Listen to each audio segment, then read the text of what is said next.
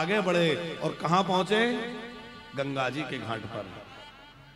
और गंगा जी के तट पर जैसे ही पहुंचे तो यहां से बड़ा विलक्षण मानस का प्रसंग, जो केवट प्रसंग है, वो प्रारंभ हो रहा है। गोस्वामी जी कहते हैं, मांगी नाव न केवट आना, मांगी नाव, प्रेम से गाइए,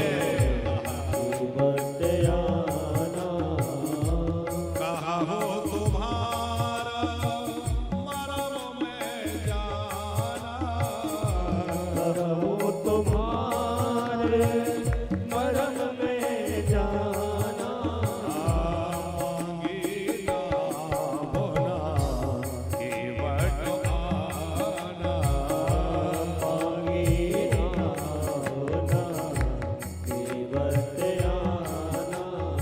गंगा जी के तट पर खड़े होकर राम जी ने आवाज लगाई, केवट भैया, अरे ओ केवट भैया, तनिक नौका ले आओ। और नौका लाने के लिए कहा तो केवट बड़े ढला के कह रहा है, रुको जरा, आता हूं। बड़े धीरे से आया और केवट आया तो पर नाव नहीं लाया। न केवट आना, पहले तो आ ही नहीं रहा है, और जब आया तो नाव नहीं लाया। राम जी ने कहा, भैया हमें उस पार जाना है, अपनी नौका ले आओ, हमें पार लगाओ। केवट बोला, नहीं नहीं सरकार, मैं तुम्हें जल्दी नाव में चढ़ाने वाला नहीं हूं, क्योंकि मैं तुम्हारी सब बातें जानता हूं। मैं जानता हूं तुम क्या हो।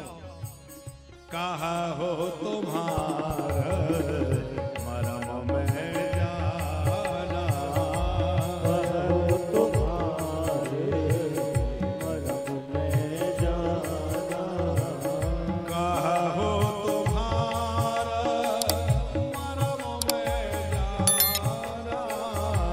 कहा हो तुम्हारे मरम में जाना, मांगी नाव न केवट आना, मांगी नाव न केवट आना। अच्छा, अब आप यहां जरा आनंद लेते हुए चले। गणेश प्रसाद जी, केवट कह रहा है कि मैं तुम्हारा मर्म जानता हूं। अब राम जी का मर्म तो शंकर जी नहीं जानते, ब्रह्मा जी नहीं जानते, लक्ष्मण जी नहीं जानते, बड़े बड़े योगी नहीं जानते, और बिना पढ़ा लिखा नाव चलाने वाला एक केवट कह रहा है कि मैं तुम्हारे मर्म को जानता हूं। लक्ष्मण जी हमेशा राम जी के साथ रहते हैं, पर लक्ष्मण हूं यह मर्म न जाना, जो कछु चरित रचा भगवाना। लक्ष्मण जी उनका मर्म नहीं जानते। मास दिवस कर दिवस भाव मर्म न जाना कोई, अयोध्या के लोग राम जी का मर्म नहीं जानते, ब्रह्मा और शिव भगवान का मर्म नहीं जानते। और केवट क्या कह रहा है, मैं तुम्हारा मर्म जानता हूं। लक्ष्मण जी तो टेढ़ी नजरों से देखने लगे, तू क्या जानता है? लक्ष्मण जी की तरफ मुस्कुरा के केवट बोला, सरकार, मैं एक मर्म जानता हूं कि आज आपको मेरे सिवा कोई दूसरी नाव मिलने वाली नहीं है।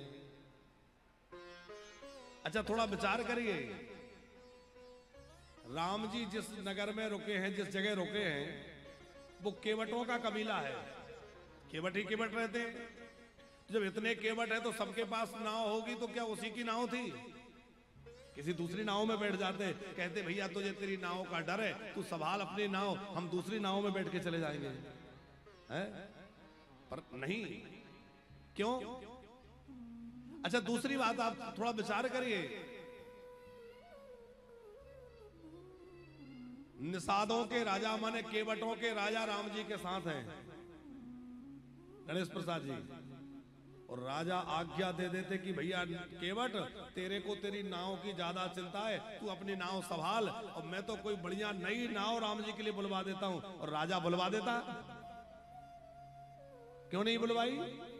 निषादों का राजा साथ में खड़ा है, केवट बड़ी बड़ी बातें कर रहा है, राम जी सब सुन रहे हैं, सह रहे हैं, पर कोई कुछ नहीं कर रहा है। क्यों? इसके लिए हमें एक दिन पहले की कथा में आना पड़ेगा।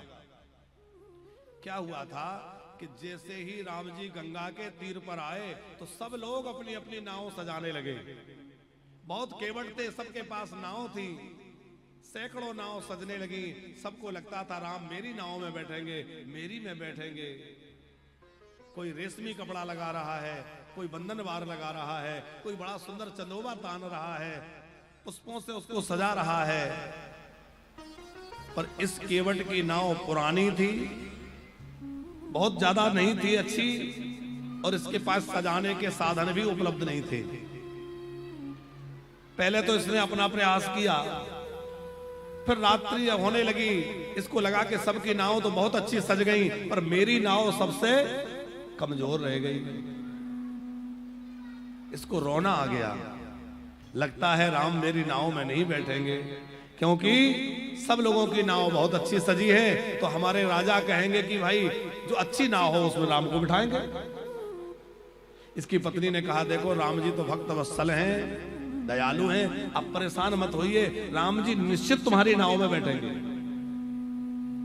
इतनी बात हुई, थोड़ा मन खिन्न था, और वह केवट वहां गया जहां राम जी सोए हुए थे। हम लोग सुन रहे हैं ना कि पहले राम जी वहां सो रहे थे निषाद के यहां, निषाद राज के यहां। तो वहां राम जी के विषय में लक्ष्मण जी जो उपदेश दे रहे थे वो इस केवट ने भी सुना, और मन में विचार आया कि कितने अच्छे हैं राम जी हैं? सवेरा हुआ, सवेरे सवेरे वह केवट गया और जाके निषाद राज के पैर पकड़ लिए। निषाद राज ने कहा, क्या बात है, कौन हो? बोले, मैं आपके राज्य में रहने वाला एक छोटा सा नाविक हूं, क्या चाहते हो? बोले, मेरे 2 वरदान आपके पास हैं। कौन से? बोले, एक वरदान, आप जिस समय एक बार शिकार करने गए थे और जंगल में फंस गए थे, पानी के लिए आप व्याकुल हो रहे थे, तो मैंने आपका जल पिला करके प्राण बचाए थे, आपको किसी तरह जंगल से निकाल के लाया था। केवट निषाद राज बोला, हाँ हाँ याद आया, याद आया। बोले, तब आपने कहा था कुछ मांग लो। मैंने कहा था कि अभी नहीं, जब जरूरत पड़ेगी तो मांग लूंगा। आज वो मांगने का समय आ गया। ये कहा तो निषाद राज बोला कि देखो, आज तो हमारे यहाँ राम आए हैं, अरे एक नहीं तो 2-2 वरदान मांग लो, जो मांगना है मांग लो, सब मिलेगा। क्या मांगना चाहते हो? तो वो केवट बोला, सरकार इतना मांगना है कि कल जब राम जी, आज जब राम जी दिन में गंगा पार जाने के लिए घाट पर आए, तो मेरे सिवा कोई दूसरी नाव घाट पर नहीं होना चाहिए। आप घोषणा करवा दीजिए कि कोई दूसरी नाव नहीं आएगी। बोले, दिया, ये वरदान दिया। और क्या मांगना है? बोले, दूसरा ये मांगता हूं कि मैं राम जी से थोड़ी कुछ बातें करूंगा, राम जी के साथ ठिठोली करूंगा, थोड़ा विनोद करूंगा, आप बीच में नहीं बोलेंगे, मैं कुछ भी करूं आप बोलना मत। उसके प्रेम पर निषाद राज रीझ गए। बोले, कोई बात नहीं है, तू अपना प्रेम निभा लेना, मैं नहीं बीच में आऊंगा। इसीलिए आज केवट कह रहा है कि मैं तुम्हारा वो मर्म जानता हूं कि आज दूसरी नाव आने वाली नहीं है। और क्या मर्म जानता है? बोले, मैं ये मर्म जानता हूं कि तुम्हें तैरना नहीं आता। लक्ष्मण जी बोले, तुम्हें कैसे पता इनको तैरना नहीं आता? बोले, यदि इनको तैरना आता होता तो ये भक्तों के प्रेम में डूब ना जाया करते, ये भक्तों के प्रेम में डूब जाते हैं, इसका मतलब इनको तैरना नहीं आता। केवट बोला, सरकार मैं जानता हूं आपके चरणों को छूने से एक शिला नारी बन गई थी, और कहीं मेरी नाव नारी बन गई तो मेरा क्या होगा? कि छुअत शिला भई नारी सुहाए, छुअत शिला भई नारी सुहाए, बाहर देना काठी कटलाए,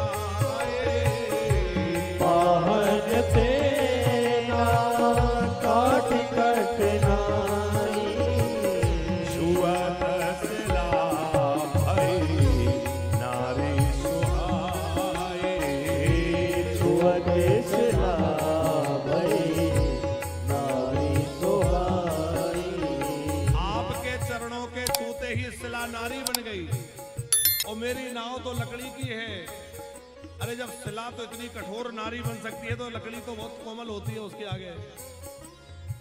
अब महाराज मेरी नाव यदि नारी बन गई तो एक का पेट पाला नहीं जा रहा, दूसरी का क्या करूंगा? दो दो हो जाएंगी। और कहीं वो ऋषि पत्नी के रूप में हुई तो वो हम लोगों का छुआ खाएगी नहीं, हमसे दूर दूर रहेगी, हम कैसे निर्वाह करेंगे? और फिर सरकार मेरी तो रोजी रोटी चली जाएगी, क्योंकि मैं तो इसी नाव के भरोसे पूरा परिवार पालता हूं, मेरे परिवार का क्या होगा?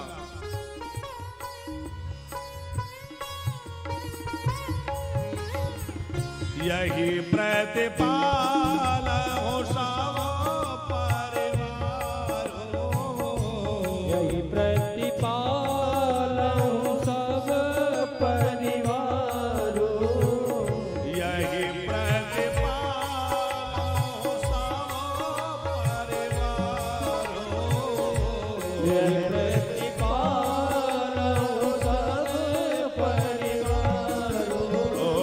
नहीं जाना हो कछु अवध कवारो, नहीं जाना हो कछु अवध कवारो, नहीं जाना हो कछु और कवारो, नहीं जाना हो कछु अवध कवारो। महाराज मैं तो इसी के भरोसे अपना परिवार पालता हूँ, दूसरा कोई धंधा रोजगार जानता नहीं हूँ, और यदि नौका नारी बन गई तो मेरा तो सब कुछ चला जाएगा। इसलिए सरकार मैं आपको इस प्रकार नौका में नहीं चढ़ा सकता। राम जी ने कहा तो कैसे चढ़ाओगे? बोले पहले मैं आपके पैरों को धोऊंगा, इनमें कोई रज लगी ना रह जाए, इनमें धूल लगी ना रह जाए, क्योंकि इनके धूल में ही गड़बड़ है। मैं पहले इन पैरों को बढ़िया से रगड़ रगड़ के धोऊंगा, और जब मैं संतुष्ट हो जाऊंगा कि हाँ कुछ नहीं होगा, तो नौका में चढ़ाऊंगा। जो प्रभु पार अवश्य का चाहो, और मोहि पद पदो पखारन। आप यदि नाव में चढ़ना चाहते हैं तो आप खुद कहिए कि मैं पैर पखारूं। मोई पद पदुम पखारन कहूं, आप कहेंगे तो मैं पैर धोऊंगा नहीं, मेरी क्या पड़ी है, ये बैठा हूं। अकड़ के खड़ा हो गया। राम जी बोले भैया जल्दी करो, मुझे पार जाना है। केवट बोला सरकार सुनो, मैं आपसे एक बात सच्ची सच्ची कह रहा हूं कि मैं तुमसे उतराई नहीं लूंगा। तुम ये सोच रहे होगे कि मेरे पास इसको देने के लिए उतराई नहीं है, क्योंकि राम जी कोई कुछ लेके तो चले नहीं, खाली हाथ है। तो मैं तुमसे वचन देता हूं कि मैं उतराई नहीं लूंगा, लेकिन बिना पैर धोए चढ़ने नहीं दूंगा। पहले पैर धोऊंगा कि पद कमल धोई चढ़ाए नावनाथ, उतराई जाओ। पद कमल धोई चढ़ाए नावनाथ, उतराई जाओ। मोहि राम राम आन दशरथ सबत तव साची कहो। मोहि राम राम आन दशरथ सबक सब साची कहो। और सुनो महाराज, केवट कह रहा है मैं तुम्हारे पिता दशरथ जी की सौगंध खा के कह रहा हूं कि तुमसे उतराई नहीं लूंगा। लक्ष्मण जी को क्रोध आ गया कि अब तो कुछ ज्यादा ही हो रहा है, अब तो ये पिताजी तक पहुंच गया। लक्ष्मण जी का तरकस पर हाथ गया और जैसे उन्हें तीर खींचा, बाण निकाला। बाण निकाला तो केवट बोला हाँ हाँ छोटे सरकार निकालो, बाण निकालो, चलाओ, मार डालो मुझे। पर सुनो छोटे सरकार, तुम मुझे बाण चलाकर मार दोगे तो मेरी तो भाग्य खुल जाएंगे, क्योंकि ऐसी मृत्यु किसको मिलती है जो मुझे मिलेगी। लक्ष्मण जी ने कहा कैसी? बोले जिन प्रभु का नाम मरते समय मुंह में नहीं आता, वो परमात्मा श्री राम सामने खड़े हैं, ऐसी मृत्यु किसको मिलेगी? साहब मर जाने दो। और फिर गंगा जी का तट, सामने राम जी, और राम के लघु भ्राता के द्वारा मेरे प्राणों का हरण होगा। और इतना ही नहीं, जब मैं मर जाऊंगा तो मेरी पत्नी, मेरे बच्चे रोते बिलखते आएंगे, राम जी के पैर पकड़ लेंगे और कहेंगे कि अब हमारा तो कोई है नहीं, अब आप रुक जाइए। तो जब तक मेरा अंतिम संस्कार, भोज भंडारा सब नहीं हो जाए, तब तक राम जी को रुकना पड़ेगा। तो इससे बढ़िया क्या बात होगी कि राम जी के द्वारा सब काम होगा। तो मार डालो, मार डालो। लक्ष्मण जी ने तुरंत बाण पीछे कर लिया। इसको मारने में तो और झंझट है, इसको मार दिया तो इसका सब हमें ही करना पड़ेगा। बरो तीर मारा हो लखनऊ पे, जब लगे न पारे पुकारे हो। बरो तीर मारा हो लखनऊ पे, जब लगे न पारे पुकारे हो। तब लगे बोल से दास नाथ, कृपाल पारे उतारे हो। तब लगे न तुलसीदास नाथ, कृपाल पारे उतारे हो। तब तक मैं पार नहीं उतारूंगा जब तक पैर नहीं धो लूंगा। अच्छा, जब से अयोध्या से राम जी चले थे, थोड़े गंभीर थे, पर केवट की बातें सुनकर राम जी को हंसी आ गई और राम जी हंस पड़े कि सुनी केवट के बैन, प्रेम लपेटे अटपटे, विह से करुणा है, चिताय जानकी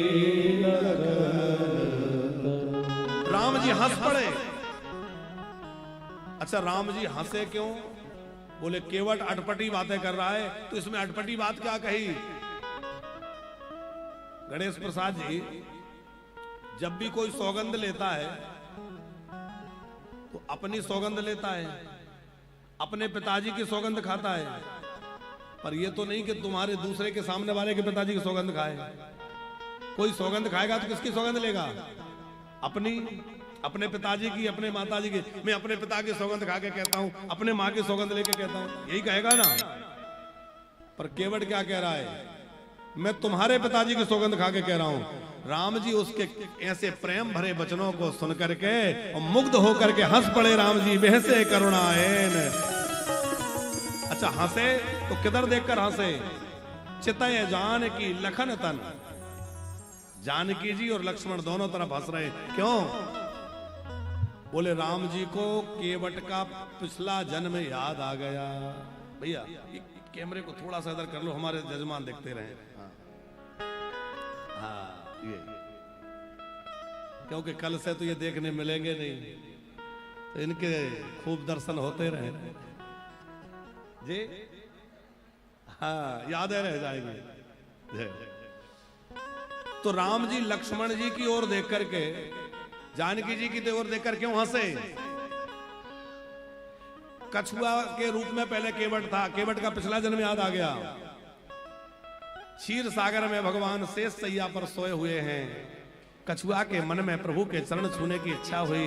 कछुआ धीरे धीरे धीरे धीरे चरणों की ओर बढ़ा। लक्ष्मी जी ने इशारा किया, देखो वो कछुआ।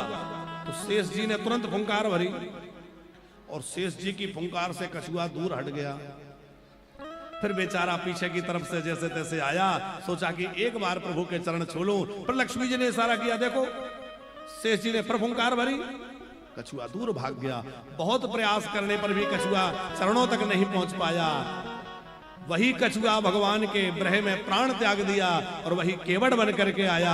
और आज वो है लक्ष्मण और जानकी, माने वही लक्ष्मी और शेष दोनों खड़े खड़े ताक रहे हैं। उन दोनों के सामने दोनों चरण लिए ले रहा है और वो कुछ नहीं कर पा रहे। तो इसलिए प्रभु हंसे कि उस समय तो तुमने चरण छूने नहीं दिया, पर आज ये दोनों चरण लिए ले रहा है, तुम लोग कुछ नहीं कर पा रहे। अथवा क्यों हंसे सीता जी की तरफ देखकर राम जी? जब जानकी जी विवाह के बाद आई अयोध्या, तो पहले लक्ष्मण जी राम जी के चरणों की सेवा करते थे। जानकी जी आ गई तो जानकी जी सेवा करने लगी। अब सेवा छूट गई तो लक्ष्मण जी बड़े दुखी रहने लगे, बड़े दुबला गए, पतला गए, दुबले हो गए। राम जी ने पूछा, लक्ष्मण क्या बात है, आजकल बड़े दुखी दिखते हो, परेशान रहते हो, क्या बात है? लक्ष्मण जी की आंखों में आंसू भरा है, भगवान मुझे आपकी सेवा के बिना नींद नहीं आती, आपकी सेवा बगैर मुझे रहा नहीं जाता। राम जी ने कहा कि ऐसा करना, अभी होली का त्योहार आ रहा है, तो तुम अपनी भाभी मां से कुछ मांगोगे तो मेरे चरणों की सेवा मांग लेना। होली का त्योहार आया और जैसी वहां परंपरा रघुवंश की थी कि देवर कुछ मांगेगा भौजी मां देंगी, तो लक्ष्मण जी का नंबर आया, मांगो। इन्होंने मांगा कि भाभी मां मुझे राम जी के चरणों की सेवा दे दो। इतना सुनते ही तो जानकी जी व्याकुल हो गई कि पर मैं क्या करूंगी। जानकी जी परेशान हो गई। राम जी ने कहा, परेशान मत हो, एक पैर की सेवा लक्ष्मण करेगा और एक पैर की सेवा जानकी करेगी। चरण बढ़ गए। यहां राम जी इसलिए देख करके दोनों को हंसे कि वहां तो तुम एक एक पैर लेने के लिए लड़ रहे थे और यहां तुम दोनों के सामने केवल दोनों पैर लिए ले रहा है पर तुम कुछ नहीं कर पा रहे, इसलिए बहसे करुणाएन चितय जान की लखन तन। राम जी हंसे। अब गंगा जी को डर लग रहा है कि कहीं क्रोध में लक्ष्मण जी बाण मारकर मुझे सुखा ना दें, क्योंकि जासो नाम सो मेरा एक बारा, जासो नाम सो मेरा एक बारा, होते रही नर भाव सिंधु अपारा, होते रही नर भाव सिंधु अपारा, जासो नाम सो मोरा तो एक बारा, जासो नाम सुमिरत एक बारा, नर तर भाव सिंधु अपारा, नर तर हरि भव सिंधु अपारा, जासो नाम सोरत एक बारा, जासो नाम सुमिरत एक बारा। अब आप देखिए भगवान की भक्त वत्सलता कि जिन प्रभु का नाम लेकर लोग भवसागर से पार हो जाते हैं और वो केवट के सामने निहोरा कर रहे हैं, हरे कभी कभी भगवान हरे भक्तों से काम परे, अरे जाना आहा जाना था गंगा पार प्रभु के बट की नाव चढ़े, नाथ गंगा पार प्रभु के बट की नाव चढ़े, ओ कभी कभी ओ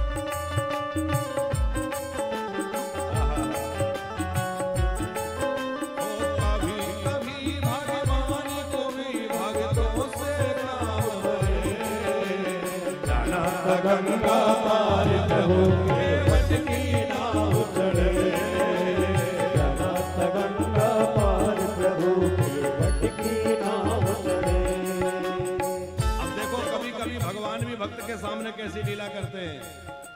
जिनका नाम लेने से लोग भवसागर पार हो जाते हैं, वो केवट के यहां खड़े होकर कह रहे हैं, भैया पार लगा दो। जाना था गंगा पार प्रभु केवट की नाव चढ़े, नाथ गंगा पार प्रभु के बट की नाव चढ़े,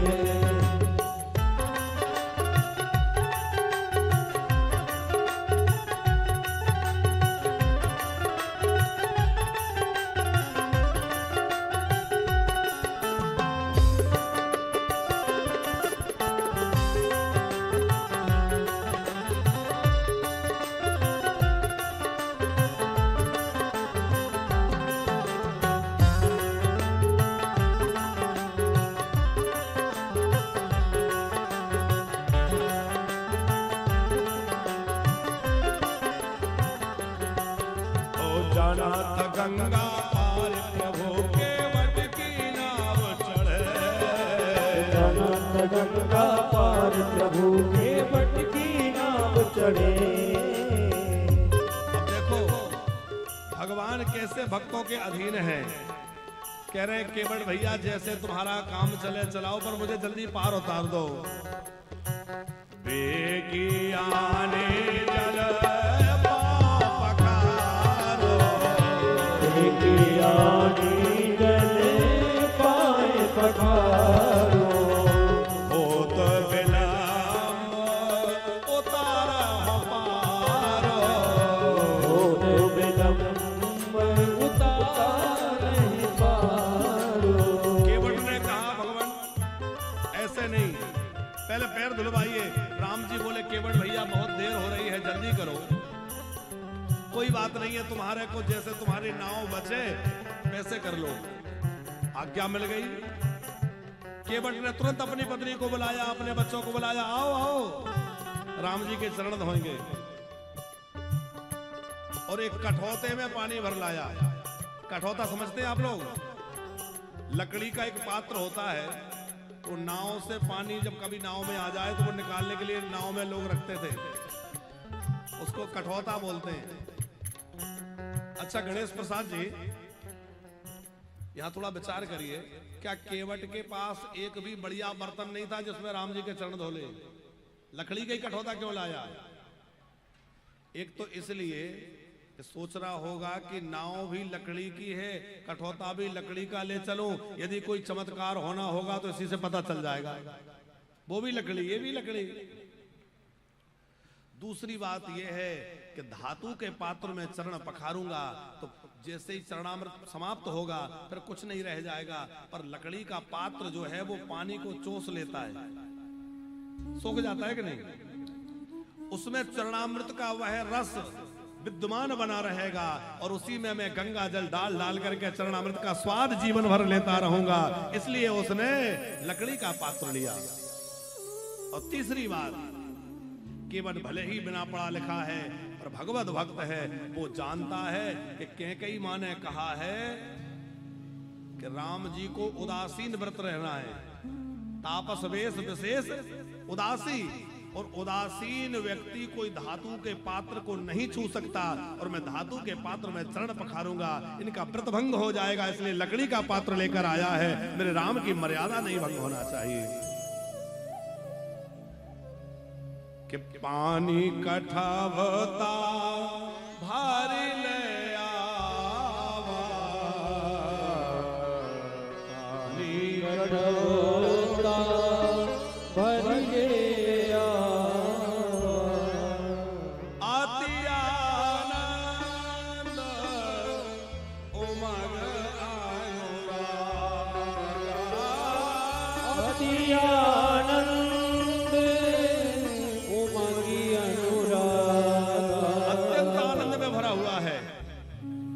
कठौते में जल में।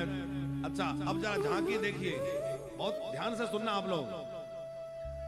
गंगा जी के घाट पर रेत में राम जी खड़े हैं, कोमल बालू है, राम जी का एक पैर केवट के कठौते में, एक पैर भूमि पर है, और केवट रगड़ रगड़ के धो रहा है, उमग है, अति आनंद उमग अनुरागा।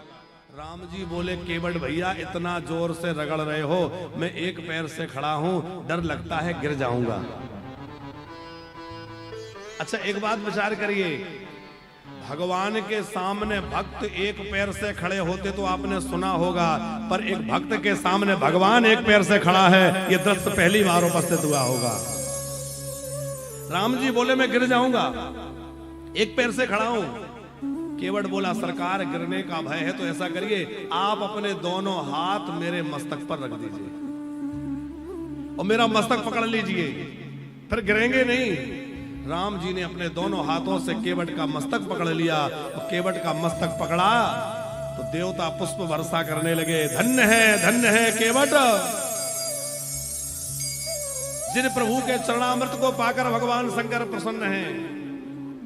और वही चरण तुझे मिले, और केवल चरण नहीं मिले, राम जी के दोनों हाथ तेरे मस्तक पर हैं, राम जी के चरण तेरे हाथों में हैं। इससे बड़ा क्या भाग्य होगा कि बरसी बरसी सुमन सुरो सकल सिहाई, बरसी सुमन सुरो सकल सिहाई। अच्छा, केवट ने एक पैर धोया, बोले अब इसको नीचे रखो, दूसरा दो। दूसरा धोया, तब तक देखा कि जो पहले वाला गीला था उसमें फिर से रेत लग गई। केवट बोला सरकार गड़बड़ हो गई। राम जी ने कहा क्या? बोले रज निकालना था और फिर से रज लग गई, अब इसको फिर से धोना पड़ेगा। लक्ष्मण जी बोले मैंने पहले ही कहा था इसको मुंह मत लगाओ, ये तो ऐसे ही नाटक करता रहेगा, क्योंकि एक पैर तो गीला रहेगा। आप एक पैर नीचे रखेंगे, उसमें धूल लगेगी, फिर वो धोएगा, फिर दूसरा धोएगा, ऐसे ही करता रहेगा। केवट बोला नहीं नहीं, मैं अपने अंग वस्त्र से पहुंच लेता हूं। राम जी के चरणों पे पहुंचना है। राम जी बोले लक्ष्मण कोई बात नहीं, इसको इसका मन का कर लेने दो। अब जैसे ही चरण धोए, तो चरण धोने के बाद केवट ने कहा कि चरणामृत बट रहा है, जिसको लेना हो ले लो। तो जितने निषाद खड़े थे सब चरणामृत लेने लगे, उसके परिवार के लोग चरणामृत लेने लगे। लक्ष्मण जी ने, जानकी जी ने सोचा हम लोग भी ले लें, आखिर है तो ठाकुर जी का चरणामृत। लक्ष्मण जी भी चरणामृत पी रहे हैं। राम जी ने कहा अब पार लगाओ। केवट बोला सरकार मेरा एक नियम है। क्या? बोले जो पहले घाट पे आता है उसको पहले पार लगाता हूं, जो बाद में आता है उसको बाद में पार लगाता हूं। बोले नियम तो बहुत अच्छा है, पर लक्ष्मण जी बोले सवेरे से तो हम ही खड़े, हमसे पहले तो कोई आया नहीं। लक्ष्मण जी बोले ये बहुत गड़बड़ कर रहा है, कहो तो थोड़ा ठीक कर दूं। राम जी बोले नहीं नहीं लक्ष्मण, करने दो। अच्छा भैया हमसे पहले कौन आया? केवट बोला सरकार मेरे पितृ जो हैं वो भव सागर से पार जाने के लिए कब से प्रतीक्षा में खड़े हैं, तो पहले मैं अपने पितरों को पार लगाऊंगा, बाद में आपको गंगा पार लगाऊंगा। किससे पार लगाओगे? बोले आपके चरणामृत से, मैं उनके लिए थोड़ा तर्पण कर दूं। और जैसे ही वो केवट तर्पण करने लगा, बोला मुझे मंत्र तो आता ही नहीं।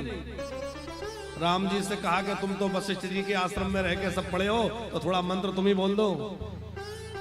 लक्ष्मण जी बोले लो अब इसकी पुरोहिताई और करो। राम जी बोले कोई बात नहीं है, 2 मंत्र हम ही पढ़ देते हैं। राम जी मंत्रोच्चार करने लगे, केवट चरणामृत लेकर के और तर्पण करने लगा। पद पखारे पद पखारे जलपान करी, आप सहत परिवार और पितर पार कर प्रभु ही पुनि मुझे दे गए।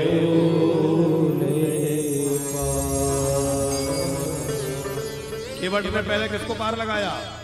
अपने पितरों को, और फिर राम जी को नौका में बिठाया। लक्ष्मण जी, राम जी, जानकी, निषाद केवट के नौका में बैठे और केवट नाव चलाने लगा और बड़ा प्रेम से नाव चला रहा है और गीत गाते हुए झूमते हुए जा रहा है कि मेरी नैया में लक्ष्मण राम गंगा मैया धीरे बहो।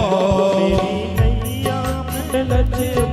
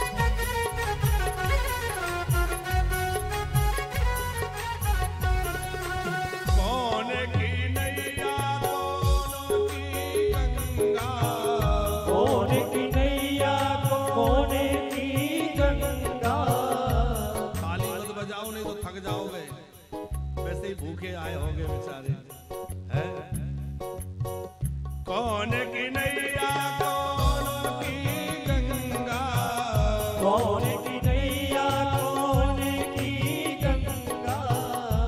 अरे कौन के लक्ष्मण राम, अजी कौन के लक्ष्मण राम, गंगा मैया धीर बहो।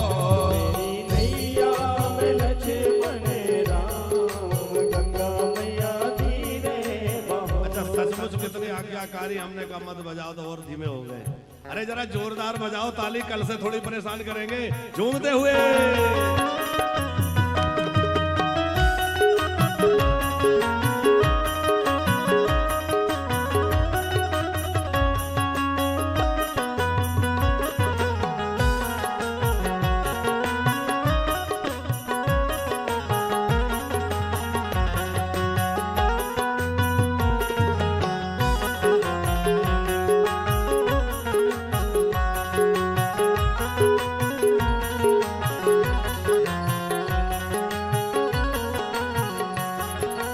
केवट की नैया भागीरथ की गंगा, केवट की नैया भागीरथ की गंगा। केवट की नैया भागीरथ की गंगा, केवट की नैया भागीरथ की गंगा। राजा दशरथ के, जय हो। राजा दशरथ के लक्ष्मण राम, गंगा मैया धीर बहो।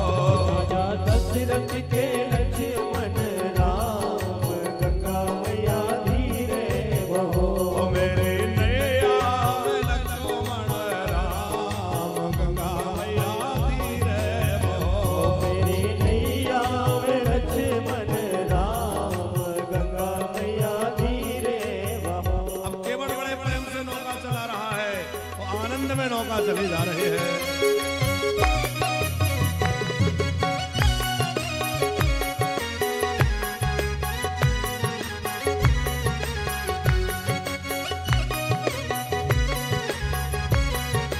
जय हो।